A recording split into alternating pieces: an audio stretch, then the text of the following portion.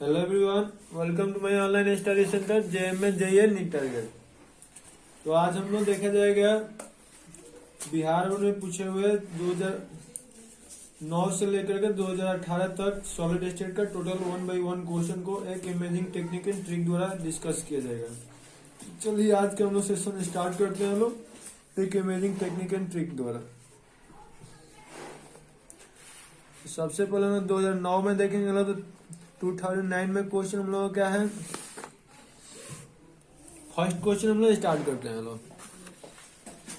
ये सबसे पहले है कि डिफाइन पॉइंट डिफेक्ट्स, मतलब बिंदु दोष क्या होता है उसको डिफिनेशन लिखना है। उसके बाद why Frenkel defects are created, मतलब कि बिंदु दोष में फ्रेंकल डिफेक्ट्स क्यों हो जाता है। तो सबसे पहले आपसे पूछेगा पॉइंट डिफेक्ट्स क्या होता है, ठीक है।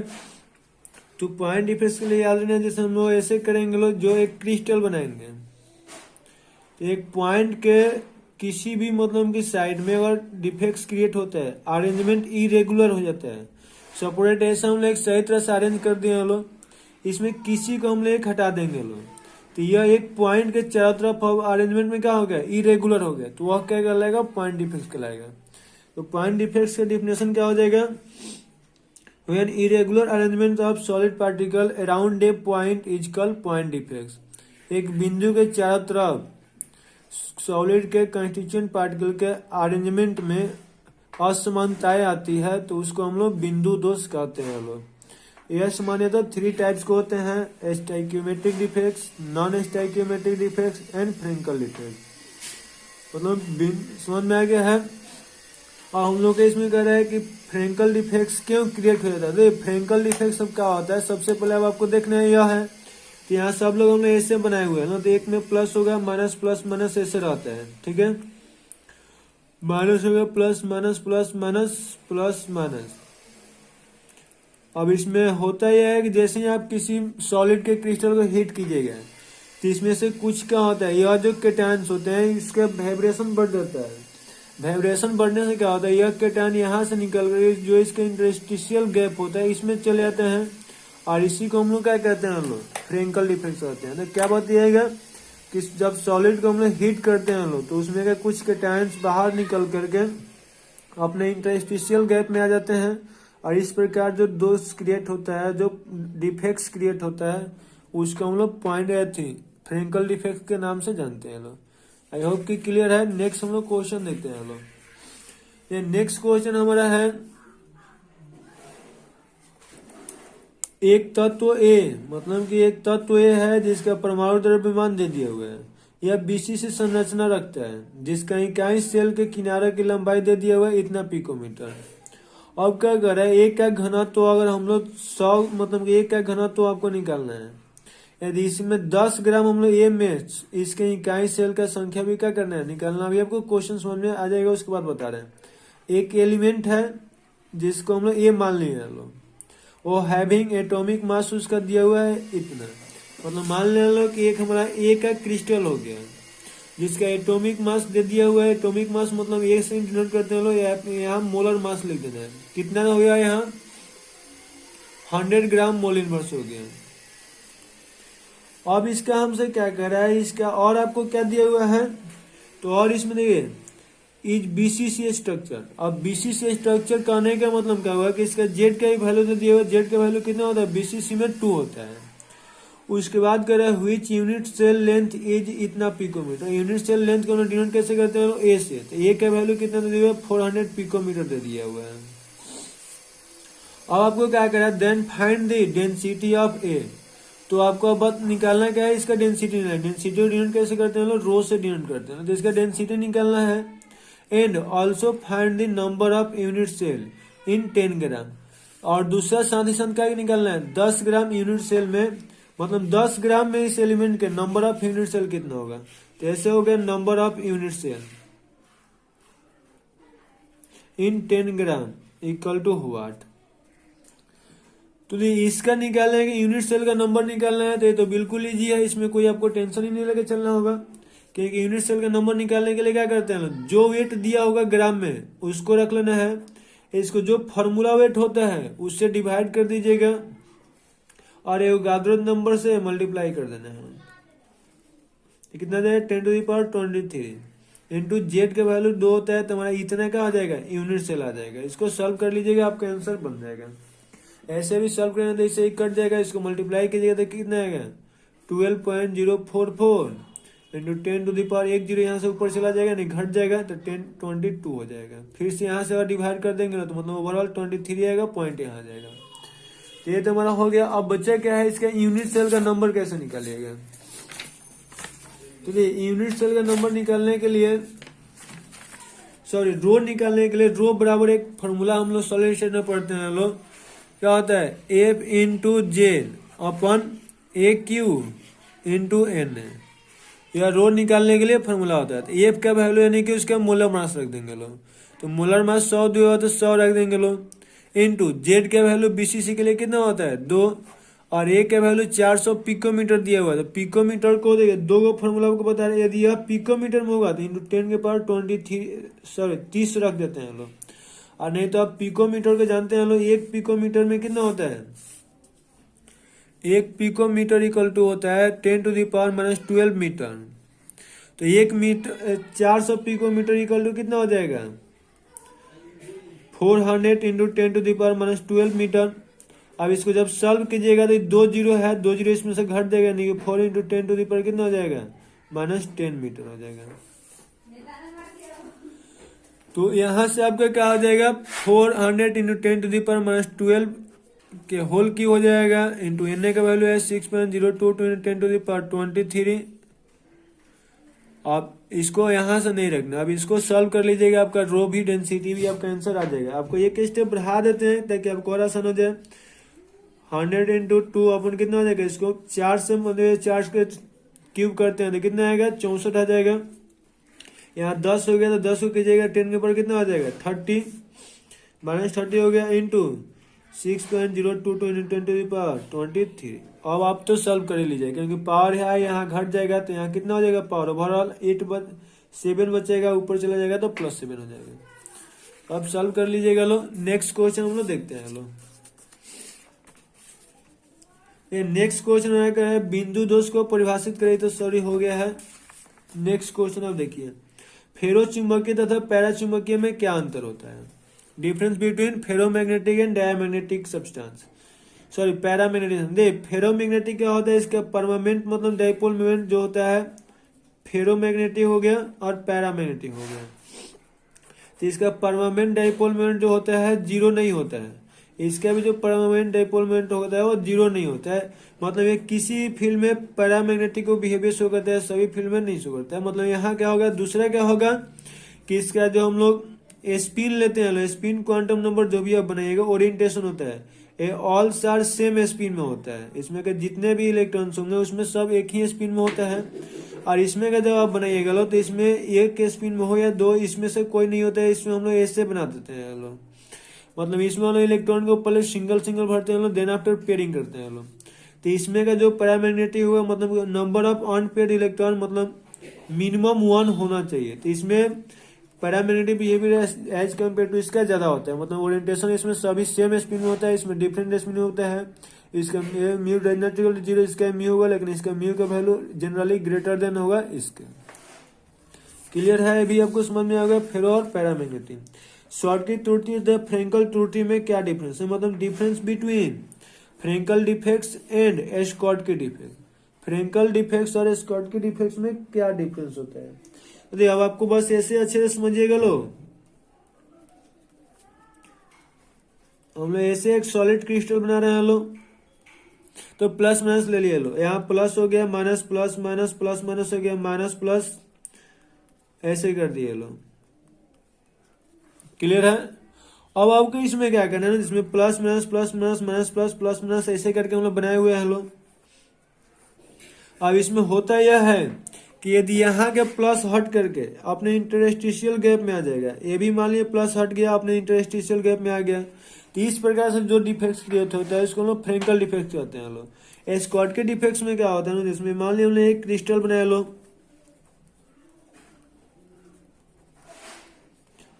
और ऐसे प्लस माइनस था, इसमें क्या होगा जी तो इसमें देखिए यहाँ से प्लस हो गया, यहाँ से माइनस हो गया, यह प्लस हो माइनस हो गया, यह प्लस हो गया, मतलब इक्वल नंबर में प्लस माइनस दोनों अपने क्रिस्टल से क्या हो जाते हैं, बाहर निकल लेते हैं।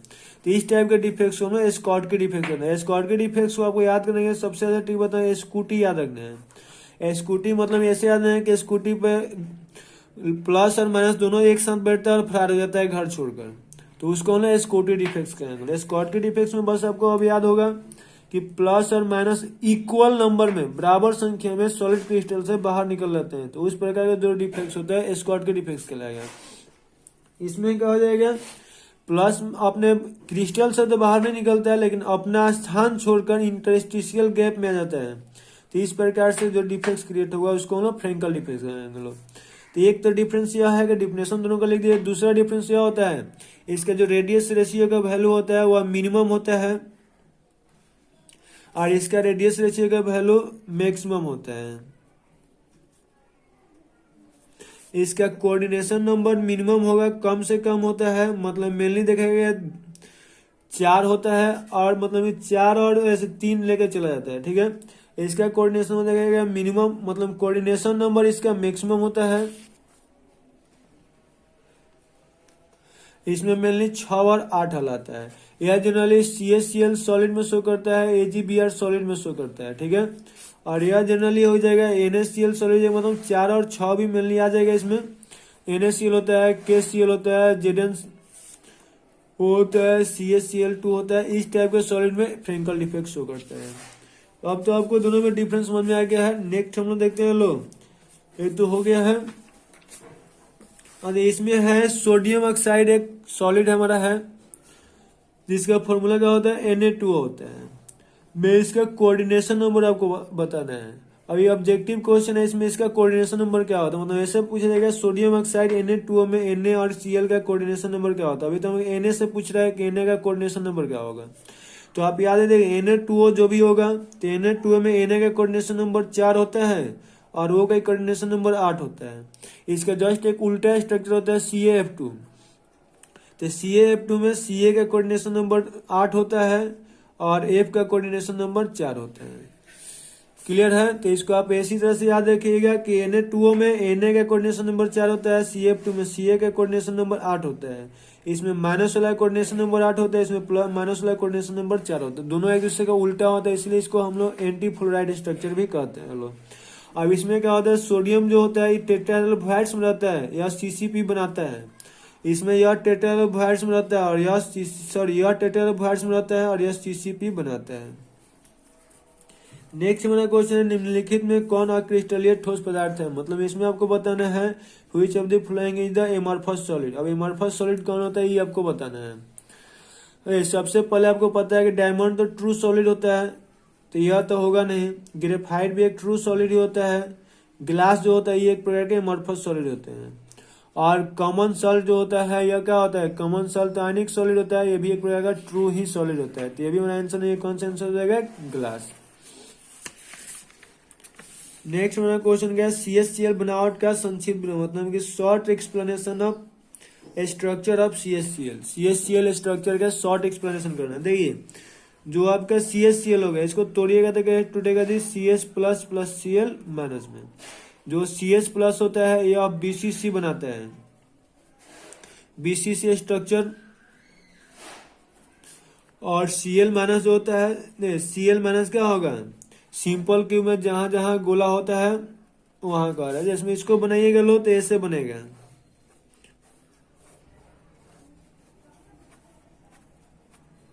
यहाँ जहां जहां कर्नल्स है और सब जगह क्या रख देना है, Cl माइनस हो जाएगा, यह सब क्या होगा, Cl माइनस। और इसके बीचों बीच एक सेंटर जो होता है उसमें क्या हो जाएगा, CS प्लस हो जाएगा। अब जो CS प्लस होता है तो CS प्लस की कोऑर्डिनेशन नंबर 8 होता है और Cl माइनस का भी कोऑर्डिनेशन नंबर यहाँ पे 8 ही होता है। तो यह हमारा संक्षिप्त स्ट्रक्चर मतलब हो जाएगा। एक्सप्लेनेशन ऐसे आप कर सकते हैं कि जो CaCl होता है BCC स्ट्रक्चर शो करता है, CS प्लस क्यूब के सेंटर में होता है, Cl माइनस जो होता है क्यूब के ऑल कर्नल्स पे होते हैं, CS प्लस की कोऑर्डिनेशन नंबर 8 होता है, Cl माइनस का भी कोऑर्डिनेशन नंबर 8 ही होता है। क्लियर है। नेक्स्ट हम लोग का क्वेश्चन है, ये निम्नलिखित में कौन बेरोदार ठोस है, मतलब एमॉर्फस सॉलिड को भी यहाँ भी हमें बताना है। तो ग्रेफाइट तभी बताया था ट्रू सॉलिड होता है। क्वार्ट्ज ग्लास यहाँ से क्या होता है हमारा, एक एमॉर्फस सॉलिड होता है, क्योंकि क्रोम एलम मतलब कि क्या होता है, एक एलॉय होता है, एलॉय भी ट्रू सॉलिड होते हैं, और सिलिकॉन कार्बाइड भी एक प्रकार का ट्रू सॉलिड होता है। नेक्स्ट मतलब है लिथियम बीसीसी बनाता है। अगर लिथियम के यूनिट सेल में क्या होता है, एक तरफ की लंबाई इतना पिकोमीटर कर रख दिया है, तब उसके त्रिज्या की गणना करें। तो इसमें यहाँ आपको क्या बताना है, यहाँ मेरा क्वेश्चन यह कर रहा है कि lithium form BCC crystal structure, मतलब लिथियम जो एक होता है वो बीसीसी क्रिस्टल स्ट्रक्चर को बनाता है। अब बीसीसी अभी आपको बताया था, बीसीसी हम लोग किसे कहेंगे लोग, जब जिस वैसा मतलब क्यूबिक स्ट्रक्चर लाइटिस होगा जिसमें सभी कोना पे स्फीयर होंगे और एक कहाँ होंगे जी, बॉडी के सेंटर में होगा, तो इसको हम लोग बीसीसी कहेंगे लोग। अब इसमें गोला पूछे कैसे एलॉन्ग होता है, एलॉन्ग मतलब कि बॉडी के एलॉन्ग गोला टकराया हुआ रहता है, तो इसमें एक रिलेशन क्या आता है 4r = 3a आता है, तो इसी रिलेशन से हमारा ये क्वेश्चन बन जाएगा। अब कह रहे हैं कि हमें लेंथ जो इसका दिया हुआ है वो 350 दे दिया हुआ है, तो उसका हमें निकालना क्या है, देन फाइंड द रेडियस निकालना है। तो इसका ये क्या वैल्यू दे दिया हुआ है 351 पिकोमीटर में दिया हुआ है, तो इसका आर का वैल्यू निकालना है, तो r = क्या हो जाएगा √3a/4। √3 का वैल्यू होता है 1.732 इंटू ए का वैल्यू कितना होता है 351/4 कर दीजिएगा, आंसर आ जाएगा। तो ये भी हमारा हो गया। ये नेक्स्ट क्वेश्चन देखिए, निम्नलिखित में कौन से जोड़े में क्रमशः चतुष्फलकीय तथा अष्टफलकीय दोनों भार्स होते हैं। ये इसका थ्योरी में जो भी दिक्कत हो, जो मतलब थ्योरी इसको नहीं पढ़ेंगे लोग, इसका वीडियो अपलोड हो गया है, डे फर्स्ट वाला वीडियो इसी का है, आप लोग देख लीजिए। 35 डेज क्रैश कोर्स है, और 35 डेज की आपका रिजल्ट 100% है कि बेहतर होगा।